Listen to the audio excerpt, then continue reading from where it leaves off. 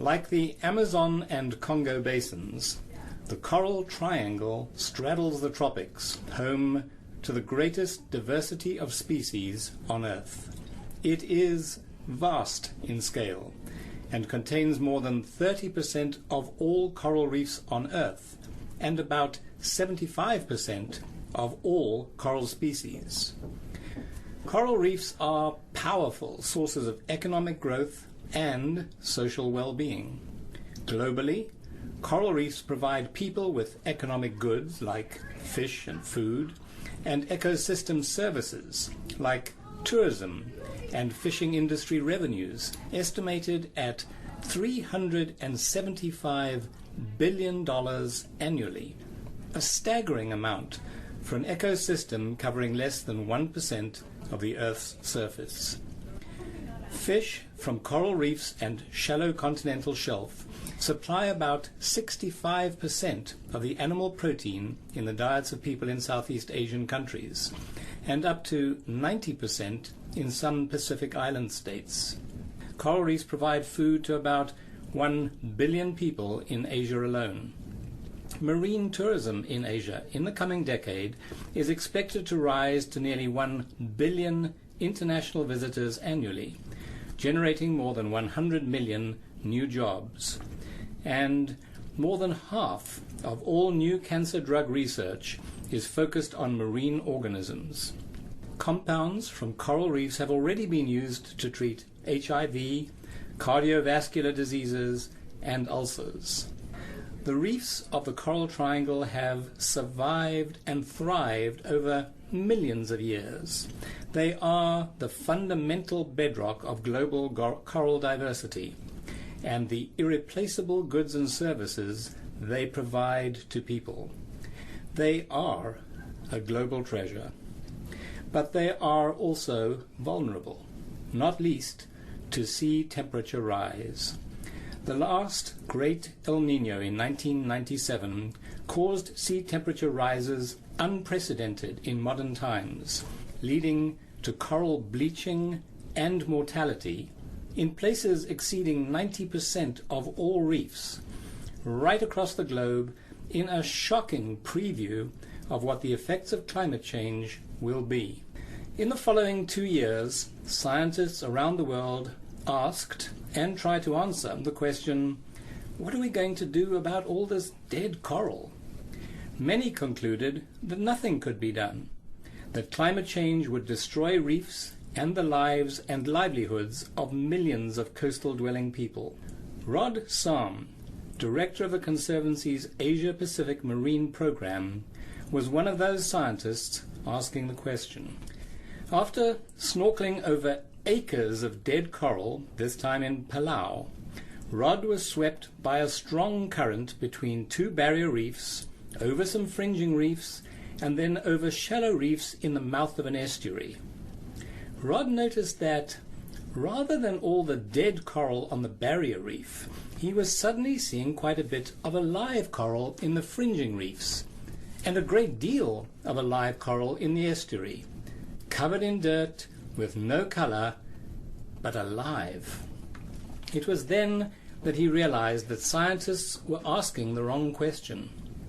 The real question was, why did coral in one place survive while the same types of coral nearby bleached and died? He set about answering that question, and in so doing made one of the most important breakthroughs in coastal marine conservation thinking in the last 35 years. Through Rod's extraordinary insight, we can now predetermine which coral colonies are likely to be more resilient and resistant to the effects of sea temperature rise, to the effects of climate change.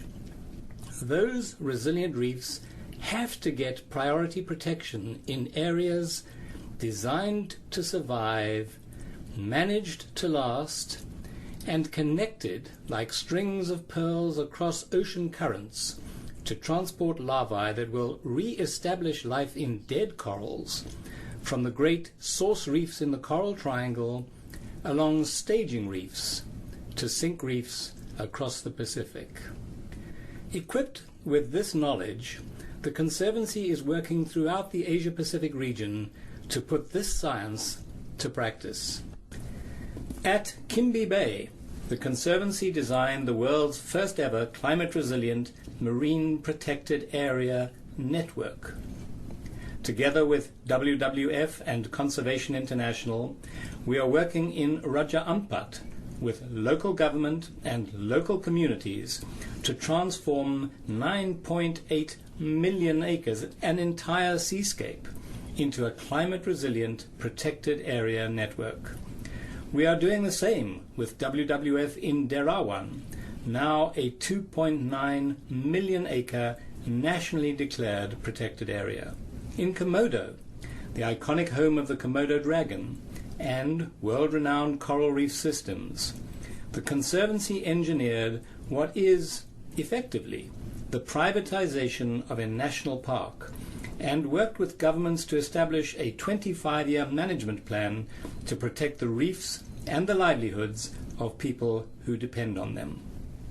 With adequate resources and working together with partners, we believe we can conserve 10% of the most diverse near shore and shelf of the Coral Triangle in 10 years. But conservation can never work in the absence of political will. President Remengesau of Palau has led the way. He inspired and persuaded his people and legislature to create the first ever nationwide network of marine protected areas resilient to the effects of climate change, and launched the Micronesia Challenge, a groundbreaking commitment by all the countries and territories covering this entire system to effectively conserve at least 30% of their near-shore marine resources and 20% of their terrestrial resources by 2020. President Remengesau put local Palauan money on the table and challenged the international donor community to respond. They did so enthusiastically. The Conservancy immediately committed $3 million to the Micronesia Challenge, all subject to specific actions to be taken by the Micronesians themselves, which was then leveraged into a total $18 million commitment. Inspired by the Micronesia Challenge, President Yudhoyono of Indonesia made a call for a Coral Triangle initiative on coral reefs, fisheries, and, most importantly, food security. This was supported by all 6 Coral Triangle country heads of state and endorsed by all 21 APEC heads of state. The Coral Triangle Initiative was born. Since then, 191 nations have formally recognized the Global Island Partnership, a Conservancy initiative launched globally on the momentum created by the Micronesia Challenge, as the vehicle to implement their international conservation commitments under the Convention of Biological Diversity. A Caribbean Challenge was launched, inspired directly by the Micronesia and Coral Triangle Challenges. The Global Environment Facility announced a $485 million commitment to the Coral Triangle Initiative, and USAID pledged $39 million.